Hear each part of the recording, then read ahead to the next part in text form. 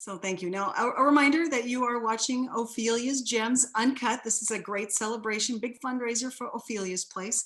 Ophelia's Place, that easy for you to say, Mary. Rewind exactly. that. Okay. Ophelia's Place educates and supports, it empowers the girls to make healthy life choices. Isn't that what we want for our daughters, for our sisters, for our friends, helping them to grow resilient, to be resilient women in their communities?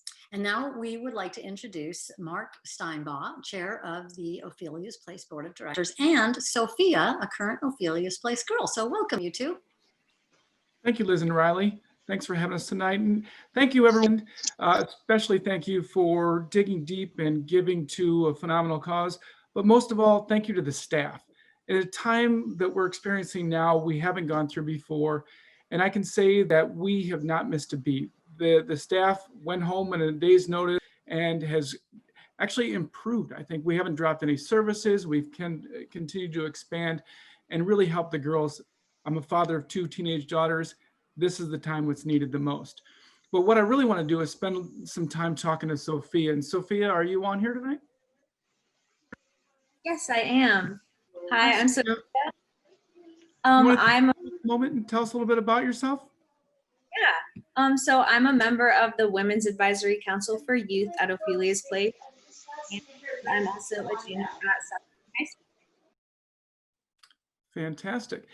I'd love to take a couple minutes, if you wouldn't mind, and kind of put you on the spot a little bit maybe, but also a little bit selfishly as a father of 2 teenage daughters, but just to kind of get an idea of what we're all here for. And, you know, what do girls and young women face as challenges today, and what opportunities are you excited about? Yeah, so I think one of the biggest challenges that we face as young women are the societal expectations that are placed upon us versus, our own aspirations. It's hard to work to achieve your goals and be who you want to be when society is telling you that that's not who you should be or what you should be working to attain.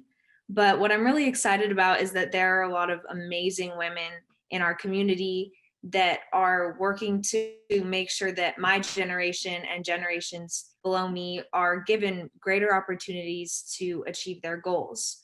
I mean, as a basketball player, a really obvious example is Sabrina Ionescu.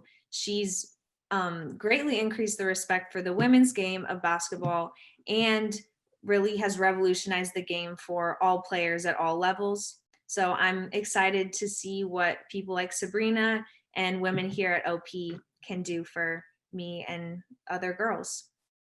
That's enlightening to hear and fantastic. And I agree, Sabrina is incredible to watch on the court, but maybe more impressive off the court. And in what ways does Ophelia's Place inspire you? Oh, I think I could go on, but the biggest thing for me is that it really is a place where you can develop a deep sense of community with the girls around you. They might not have the same interests as you, but what really binds us all together is our drive to really make the world a better place. And I think that's super inspiring.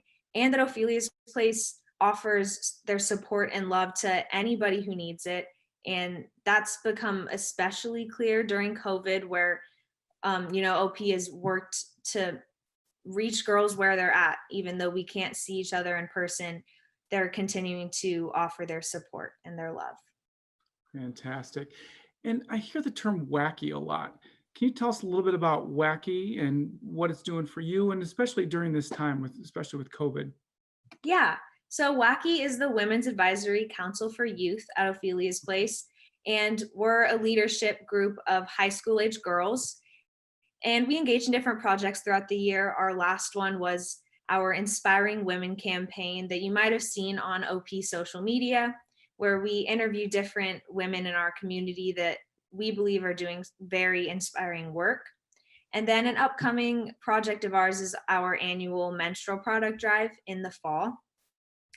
And so I actually joined WACI during COVID because I wanted to find a way that I could continue to engage with my community despite quarantine and social distancing.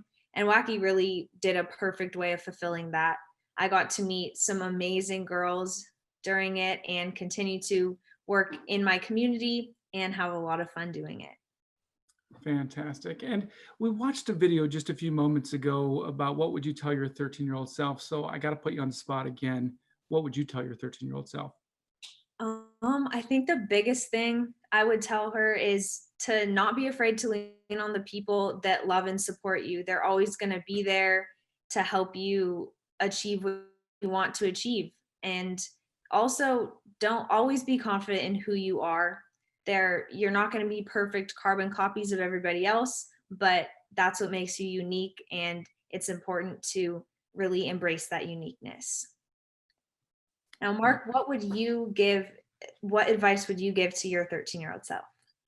Great question. I'd probably say set the bar high, find out what you love and what you really enjoy, and go after it with everything you have. That's great advice. Well, thank you so much for having me.